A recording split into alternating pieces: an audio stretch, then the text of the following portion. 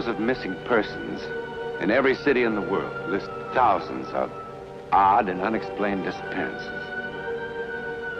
But in the literature of psychic phenomena, there are two sudden appearances that are perhaps as strange and as perplexing as anything that ever happened on this earth. One of them occurred in the town of Chico, in California's Sacramento Valley.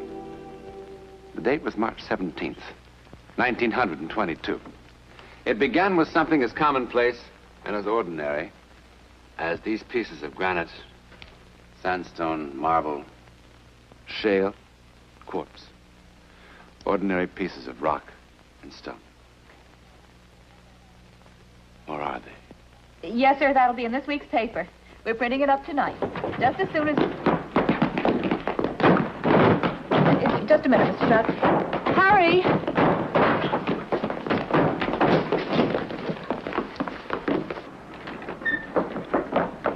You'll be sure to stand on the porch roof. Here they come again! Frank! Frank! Frank! Frank!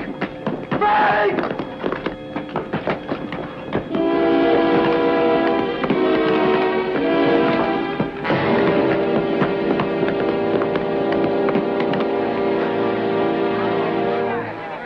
Guess that's it for today. Is he all right? I think he's just knocked out. Like the others. They're warm. Right on schedule, 3 o'clock. We'd better get him over to Doc Stanley. Oh, my goodness. Mr. Stroud, please forgive me. Mr. Stroud?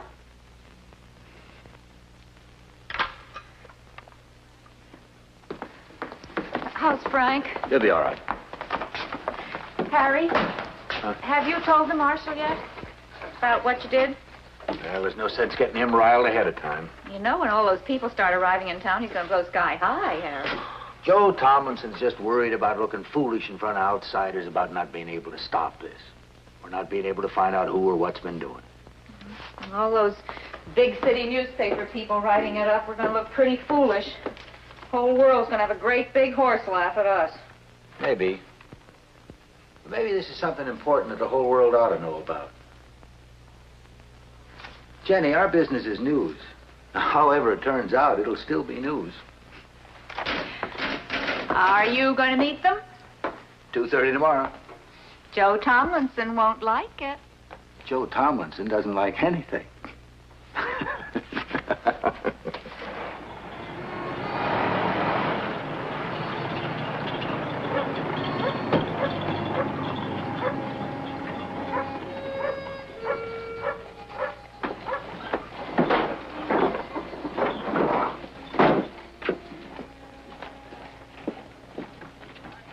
Is this the place they come down, Mr. Cole? For the last 3 days, yes.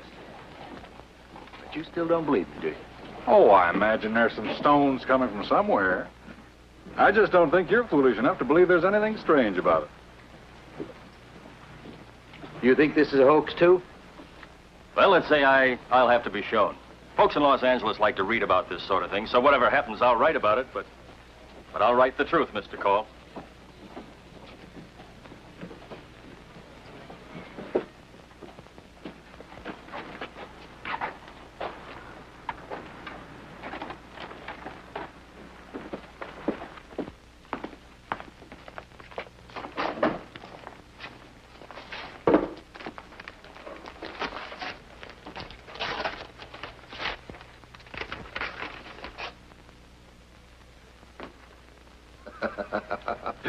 Very good, Mr. Cole.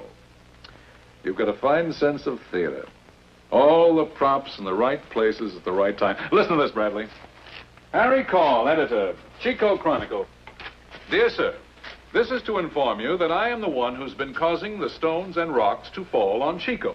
To prove it, I will make them fall again tomorrow at exactly 3 o'clock and exactly where they fell today. And since I have repealed the law of gravity, I will have some of them float down from the sky and sign the ghost. It's rather amateur theatricals, I'm afraid, Mr. Cole. The ghost. In the past 10 months, many people have come forward claiming to know who or what was responsible. Now, many of them were anonymous. Well, now you've got your answer. It's a ghost. I assume there are cranks all over the world, Mr. Towers, even in San Francisco. I merely thought, as a newspaper man, gathering information on a story, you would be interested in seeing that note. Oh, I'm interested. I'm very interested, Mr. Call, to see just how far you'll go to try to sell us this bill of goods. I'm not sure how they do things in the big city. But here, while I try to approach gathering news with a healthy skepticism, I hope I do it without arrogance or a smart alecky know-it-all attitude.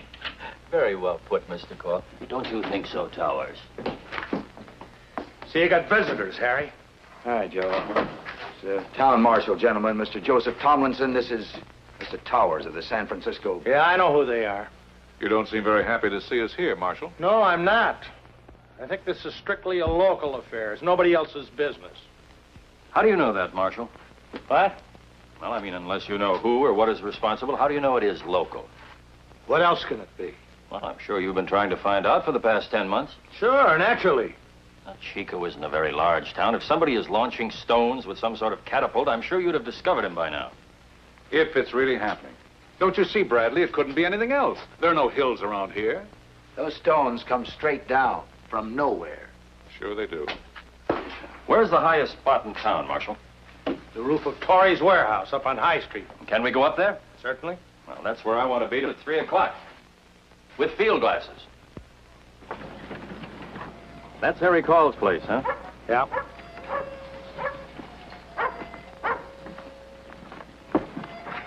And the stones have fallen there for the last 3 days, huh?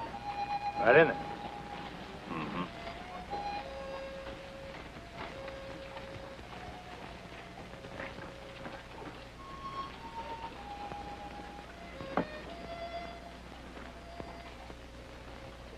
Well, they could easily have been thrown from here, with some sort of machine. Couldn't they?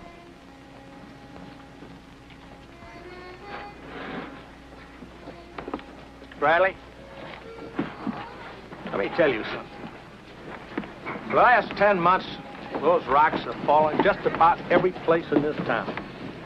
At all sorts of different hours, day and night. And plenty of those times I've been right here with those glasses. But like Call said, they always fall straight down.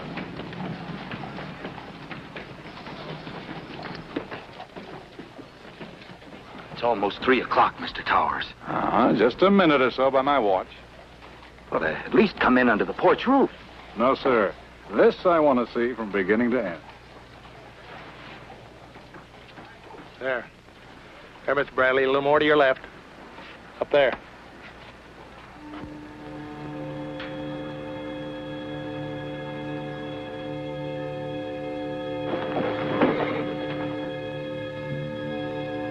They are. They're falling from an empty sky. They're floating.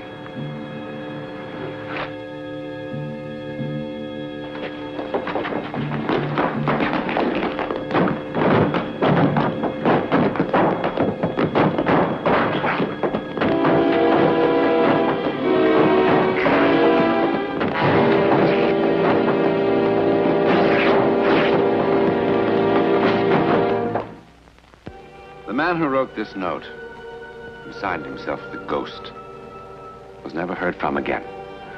However, a young man who had come to Chico 10 months before and who had been the subject of much conversation because of his odd behavior disappeared suddenly on the same day.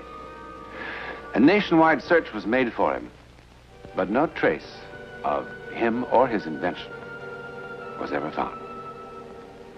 Who was he? Or perhaps, what was he? Because, from the New York Times, printed in 1878, 44 years before the barrage of rocks began over Chico. On the 29th of August, a great number of small fish fell from the sky on the town of Chico, California, covering the roof of a store and falling in the streets over an area of several acres. They fell from a cloudless sky and were both freshwater and ocean varieties. And from the Monthly Weather Review of March 1885, a large object of very hard material weighing several tons, but defying analysis, fell from the sky in the town of Chico, California. Now, was the ghost, whoever or whatever he was, or is, responsible for all the strange goings-on in the sky over Chico? It certainly would be fascinating to find out. Just as it would be fascinating to find out more about a man named Charles Elton. The year was 1917. The place, just outside the private residence of a cabinet member of the United States government in Washington, D.C.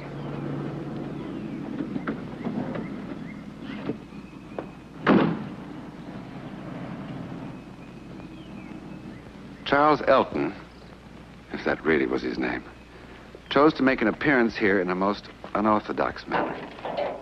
But then he proved to be a most unorthodox individual.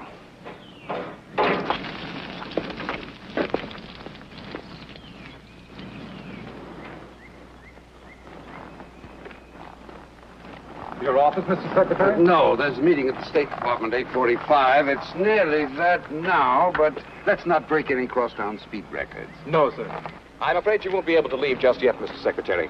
Who are you and what do you want? Just to show the Secretary something of great importance. You better get out of here fast. Sir, you have a reputation for being a reasonable man. I'm sure you can see if you will notice this car is in no condition to take you anywhere. So you might as well let me fix it. Fix it. There isn't a gasoline station around for at least a mile. Which is precisely why I chose to empty your gasoline tank here. Mr. Secretary, please forgive my methods. But after waiting in your outer office 4 days in vain... There may be enough gasoline in the lines to get to a gas station.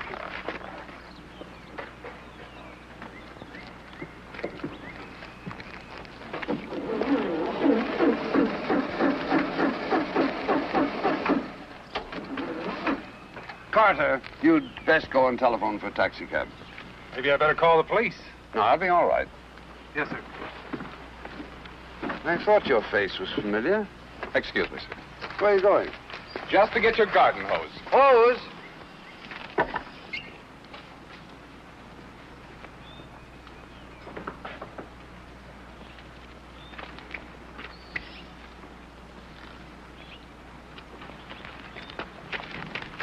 Here, what are you doing?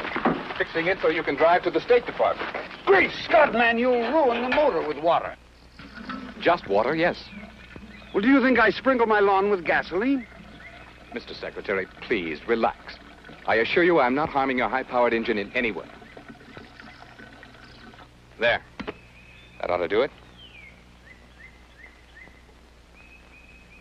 There's the little beauty. So. Now for a moment to allow for the effervescence to distribute the chemical throughout the water. And then... You'll want to watch this, Mr. Secretary.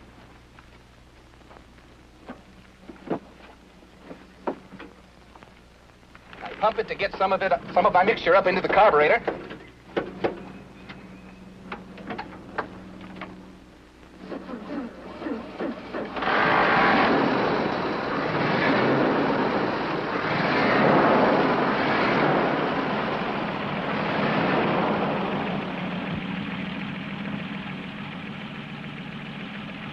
Get in, Mr. Secretary.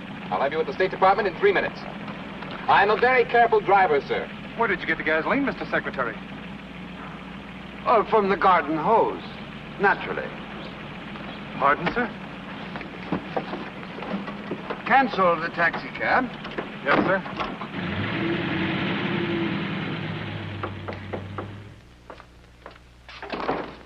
Good evening, Mr. Good Secretary. evening, Commander. Good evening, gentlemen. Secretary? Nice to see you. Gentlemen, this is Mr. Charles Elton. Commander Phillips, Colonel Willis, Mr. Garner. Each an expert in his own field. Mr. Elton, gentlemen, may very possibly have made the most important discovery since the development of the internal combustion engine.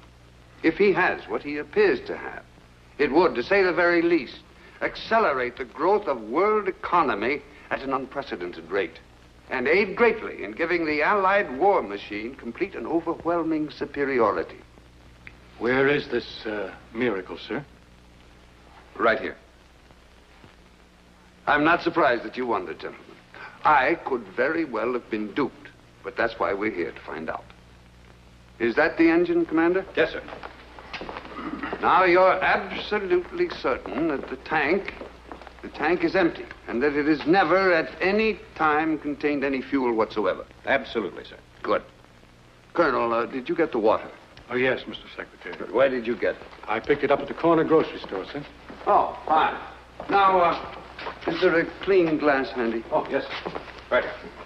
Good, thank you. Would you pour some water in here, please, Colonel?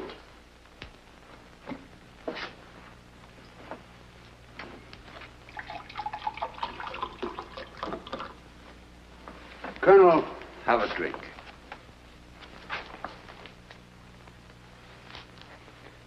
What's it taste like? Like water, sir. Just plain, ordinary water, nothing added? I'm sorry to say not, as far as I can tell. Mr. Garner.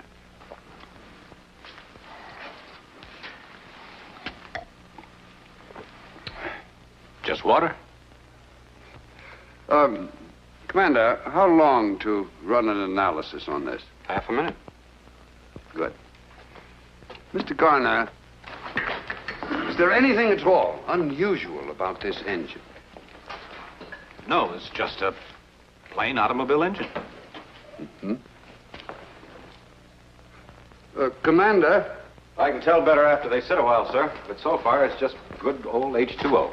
Fine. Well, Miss Elton, stage is yours. Thank you, sir.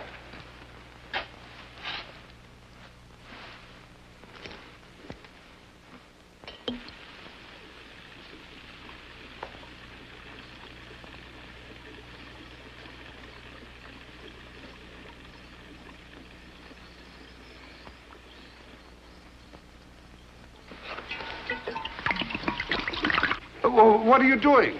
Just protecting myself, Mr. Secretary.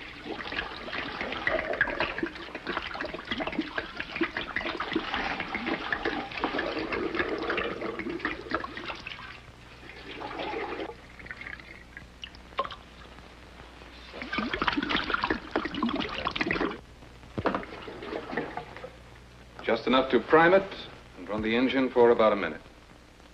One provision, Mr. Secretary. Yes? You must permit me to consume every drop of the fuel.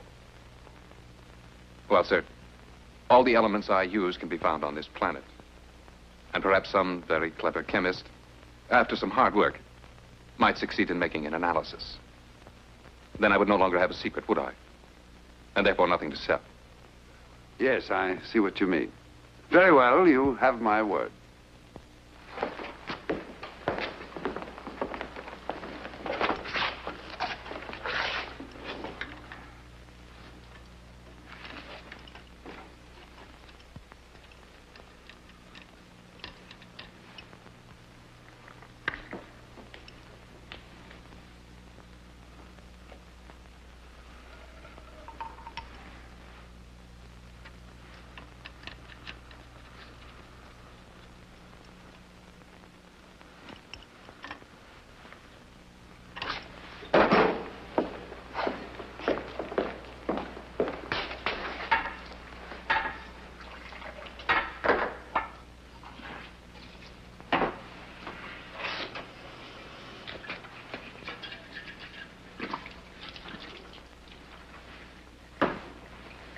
Very well, gentlemen.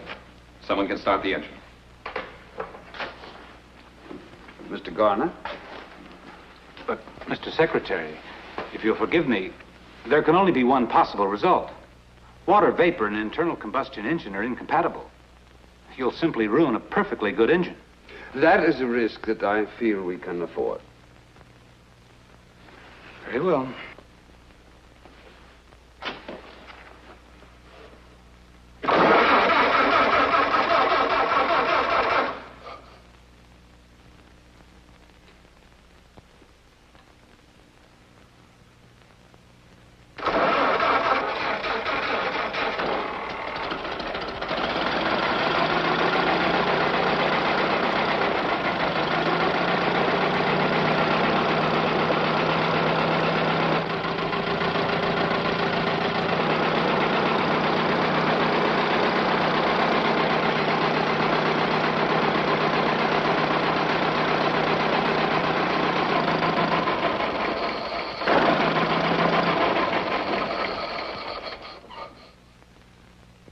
gentlemen, what do you say? There's only one thing you can say. It's impossible. It completely defies the whole theory of internal combustion. Well, unless I'm dreaming, this will do everything you said it would. Unless we're all dreaming the same dream. Well, how much do you want for your formula? $10 million. But Mr. Garner, you're employed in private industry. How much do you think he could get for this on the open market? Well, if it's what it seems to be, and can be produced cheaply, I guess there is no ceiling. That's a very good point. How much would it cost to produce this marvelous pill of yours? For a pill that will convert 10 gallons of water into 10 gallons of high-grade fuel, less than 2 cents. You guarantee that? Make the deal contingent upon it. That's fair enough. I, of course, can't commit our government to a project of this magnitude on my own responsibility, but, well, I feel certain that we'll have no difficulty in getting what you want. Now, if you wouldn't mind just waiting in the other room for a moment, there's some things I'd like to discuss with these gentlemen. Not at all.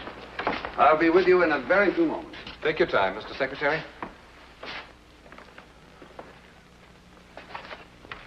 Well, gentlemen, I'm not an expert on these matters. I leave that to you, but I know I'd hate to present this matter to the president and have it explode in my face.